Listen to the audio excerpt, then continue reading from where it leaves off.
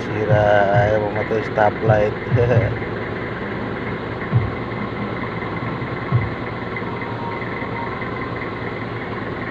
Good day mga ka-Ride Smile, magandang araw sa inyo. Usapan Nissan Urban Escapade tayo, yung stoplight. Sa stoplight, kasi sa stoplight niya ay ayaw mamatay yung ilaw sa likod.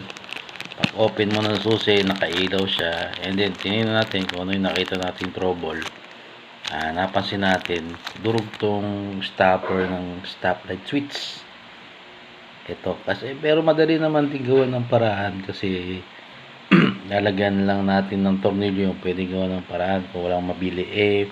Tumingin tayo sa Lazada, may nakita tayo to 65 isa, yung mismong ito yung tumutulak sa stopper switch ng brake light sa Nissan Urban Escapade.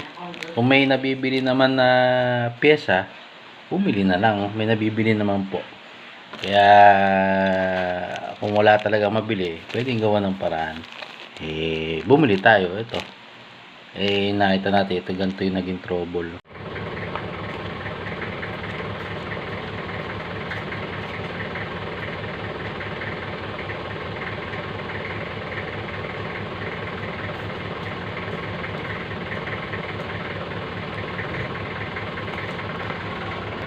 Ganun na yung trouble na umiilaw siya tapos namamatay. Bisan nag-steady yung lights niya. Ito pala yung natin trouble. Ito yung bibili nating gamit. Yan po. Kaya po sa mga nagtataas sa Nissan Urban, kung may pyesa naman pong nabibili, ito na lang muna bilhin natin. Kasi sa tornilyo, okay din naman, pero ibalik pa rin natin sa original, yung talagang may pambili, o pwede naman din gawa ng tornilyo. Nasa inyo na lang din po yun. Ako kasi gusto ko po original pa rin yung parts na ikakabit. Kaya ito lang yung nakikita nyo pagka ayaw mamatay yung stoplight nyo. Ito po yung problema, yung stopper nila, yung parang rubber to, rubber.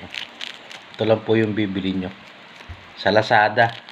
Brake clutch stopper ata yun, 65 pesos lang ata. Ito lang po yun sa Nissan Urban Escapade. Tingnan.